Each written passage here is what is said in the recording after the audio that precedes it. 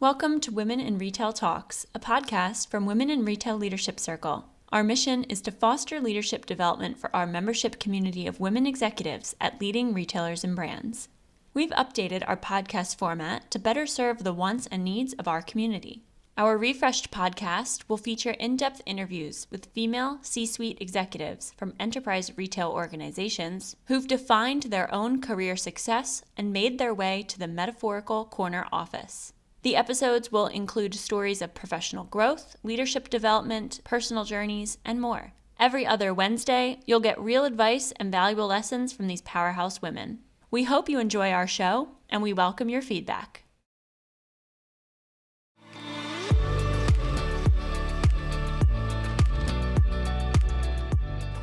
Hello, everybody. Welcome to Women in Retail Talks. I'm Melissa Campanelli, the co-founder of the Women in Retail Leadership Circle and the brand and content director for the Retail and Travel Group at NAPCO Media. I'm so excited about our podcast today since we have a very special guest, Laura Ravo. She's a retail guru, and her talents and charisma have developed some of the highest performing teams in global retail. Her scrappy determination and endless curiosity have been the cornerstone of her success for nearly 30 years. Let me tell you a little bit about Laura before we get started in her career. She began her retail career right out of college as a part-time night associate in ladies' lingerie, and as her journey continued, she worked her way up through the store ranks in department stores and specialty retail. She advanced as a leader with some of the greatest brands in the business: Macy's, L Brands, LensCrafters, Oakley, and The Body Shop. Each brand left a mark on her heart, and she left each brand better than she found it. Today, Laura is a sought-after mentor, speaker, and industry expert, and her mantra is that to lead with authenticity and purpose in today's complex world, you must bring your whole self to your job and to your team, which I love. So with that, welcome, Laura. Thank you very much, Melissa. That's quite the intro. I sound pretty darn spectacular already. Yes, well, I'm excited to have you on because we've met, several times, but I don't think I really knew anything about your background and your journey. So I'm so excited to dive into it a little bit, and I know our audience will be as well. We did speak about your background in the opener, but what we didn't really talk about was why you got into retail. What do you love about it? Why did you decide to do it? Excellent question. As you mentioned, I started in Macy's and I had picked up a part-time job during my college years to earn some cash. I actually have a journalism degree. So after I graduated, I was looking for work in my field. At the end of that first summer, my operations director approached me and asked if I would be interested in the Macy's Operations Executive Training Program. It was a pretty elite group back at the time. He said I had a knack for retail. And up until that time, it was really something I had never considered for myself. He saw something in me that I didn't see in myself. I told him I would try it out for a bit. And as you so noted, 30 years later, the rest is history. And go ahead. No, that's amazing. It's so interesting. I love hearing stories about how, certain people like mentors and stuff, they see something in people and they suggest that you develop because they see something. I just think that's so fascinating. Oh, it was a gift. I didn't even know that track was available. Right. And that's how I started my career in retail. And what do I love about retail, you asked? Yes. Gosh, many things. We could be here for certainly more than a half an hour. I love the energy, the pace, the excitement. Every role has had different challenges and opportunities. No two jobs for me have ever been the same. I'm blessed to have worked with some amazing brands, some rock star teams, and trained by some of the best mentors in the business, I would say. Most of all, what I love about retail is human connection.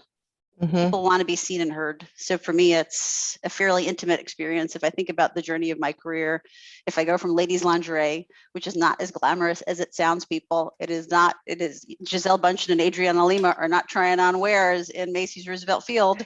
If I think about beauty, which is very intimate. Eyewear, a grudge purchase, but when there's somebody so close to your face and putting eyewear on your face that you use every day, that's really intimate. Now that I find myself in a bookstore and my team is choosing the books that they curl up with in a couch. For me, that's people opening themselves up to you. And I never forget I have lives in my care, my teams and my customers. And for me, that's pretty powerful. That's beautiful. I love that. That's such an interesting way of thinking about it too, tying all of your experiences together. It is such an intimate experience in each particular example that you gave. Thank you. Um, but let's talk about your current role, as you said.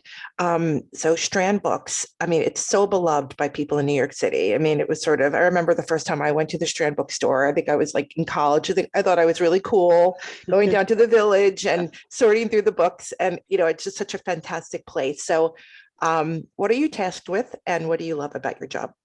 Gosh, what's not to love about the Strand? As you articulated, Melissa, everybody that I meet is really a good cocktail party chatter because everybody has a Strand story. Everybody's been to the bookstore. Everybody has a love for this building. It's a New York City institution. I'm surrounded by great people and 18 miles of books. So as a chief operating officer, I'm responsible for all cross-channel operations, 2 full-line stores. The store that I'm sitting in now is our main store in Union Square. We have a small crown jewel in the Upper West Side of my neighborhood, a small location in LaGuardia Airport. So we're trying our hand at some different things. We have 2 kiosks that will be on deck in 2022, back in Central Park and back in Times Square. So we took those out of commission for the pandemic. And then I am responsible for all web operations, supply chain, merchandising, buying, in-store events with authors, you name it. End to end, all responsibility kind of falls under my domain.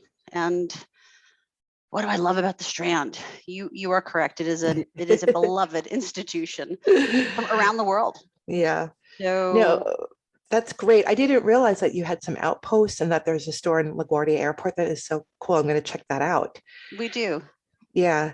And what a great, that must be a lot of fun talking to the authors and setting up that stuff. I mean, It I don't is know. really a unique gig. So you get to Yeah. meet folks from all walks of life. Yep. We have, I would say that what I love most is we serve folks that love books. So we have become a gathering place where book lovers can come and gather regardless of race, creed, color, income level. Anybody is welcome to get lost in the stacks. And that is really a unique place to be. So speaking of books, I'd love to talk about your book. I didn't mention this in the opener, but you wrote a book over the pandemic called The Power of Grit and Grace, which I also love that title.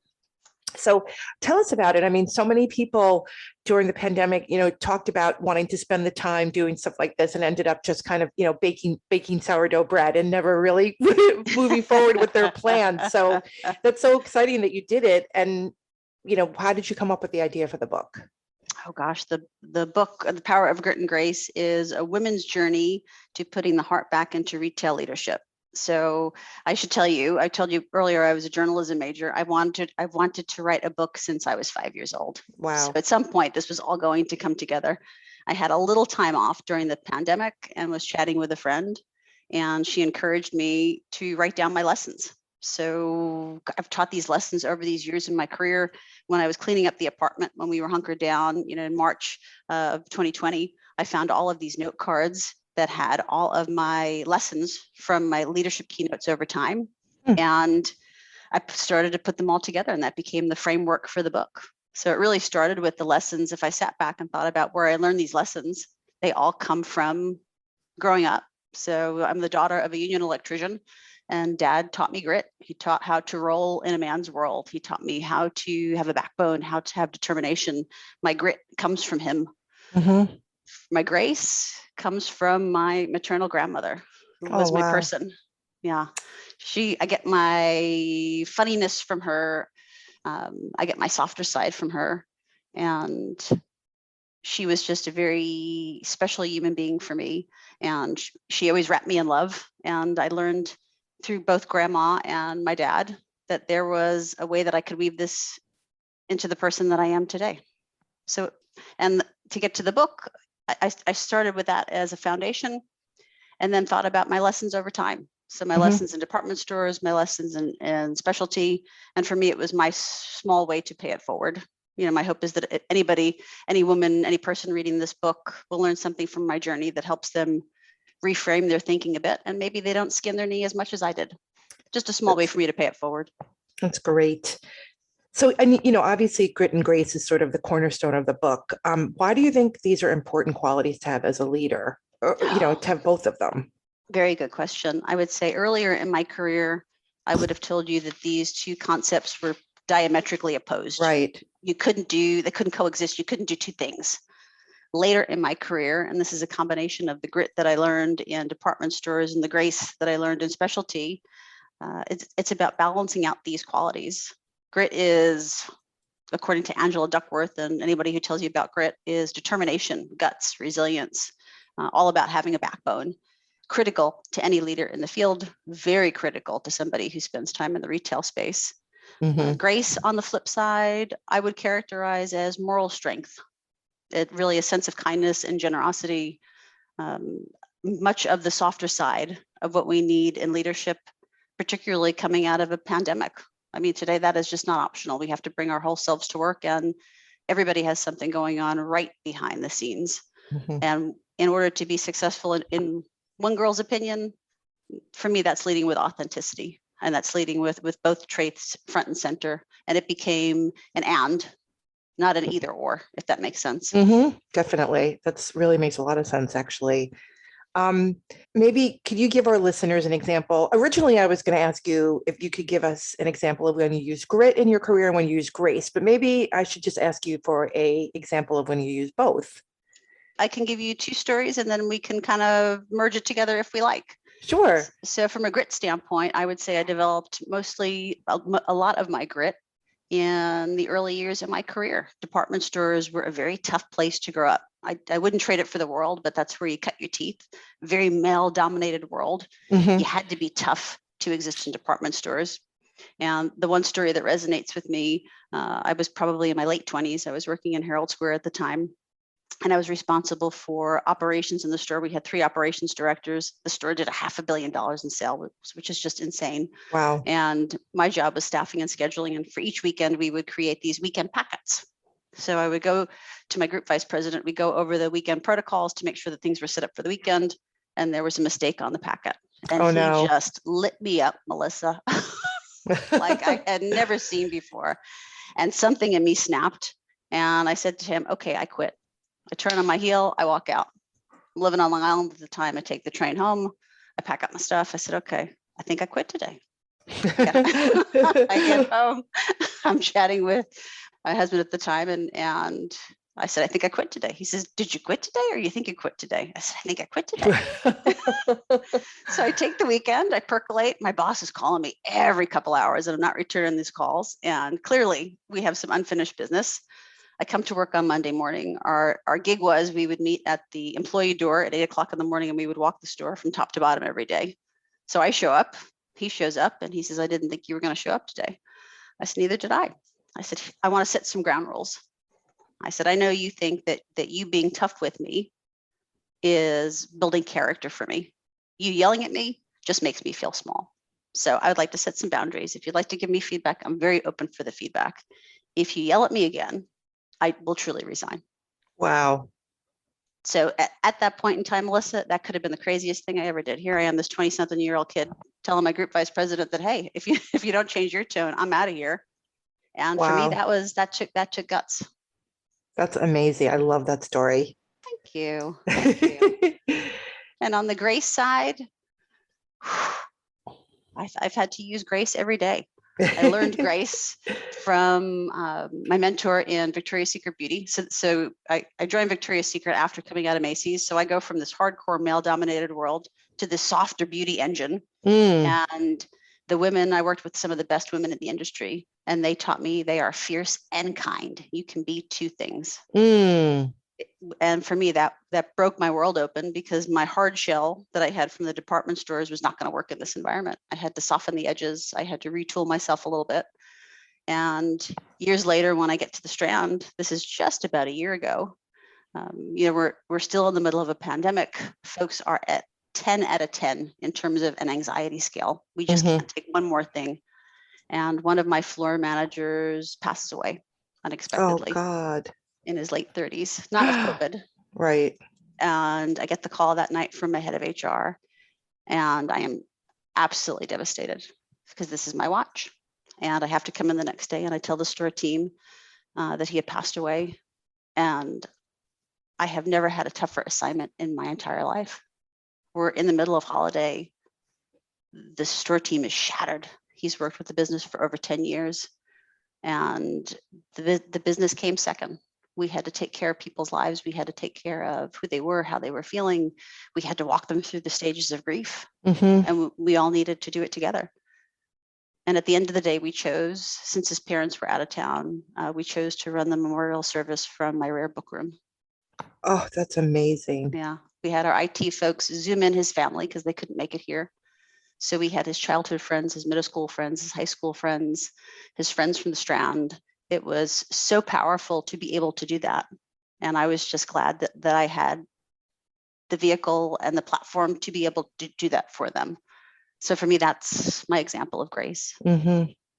That's amazing. That is an amazing story. Wow. Thank you. So let me move forward, even though that was so that's touching. A tough one. That's a tough one. I know.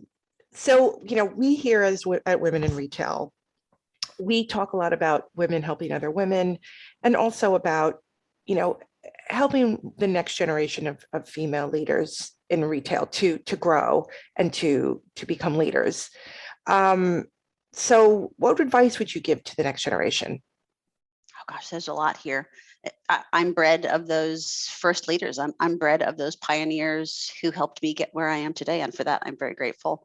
I think I have an obligation to pay it forward for certain. If I had to pick one lesson, I would say lead with kindness and love every day, and be thankful for what you have. What I learned is there's enough of everything to go around, Melissa. There's enough money, there's enough opportunity, there is enough success. All of that exists, and we can all have it together. For me, there's no, you don't need to step on anybody to get where you're going. When one woman hits that door, our goal should be to hold it open for the rest of us and to pull the next person up. And if we have a seat at the table, it is our responsibility to use our voice. And if we don't use our voice, we're wasting a seat at the table. I think we have an obligation as women. We have an obligation as leaders to lead differently.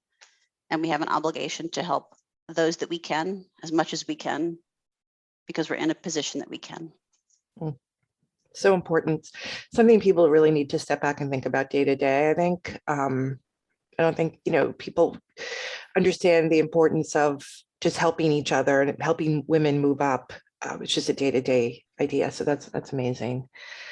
So I'm going to end. I have a couple more questions, Sure. but the first is kind of a fun one. So what are your goals for personally and professionally for 2022? We're recording this in December, but it's going to be running in January. So what would be some goals that you have?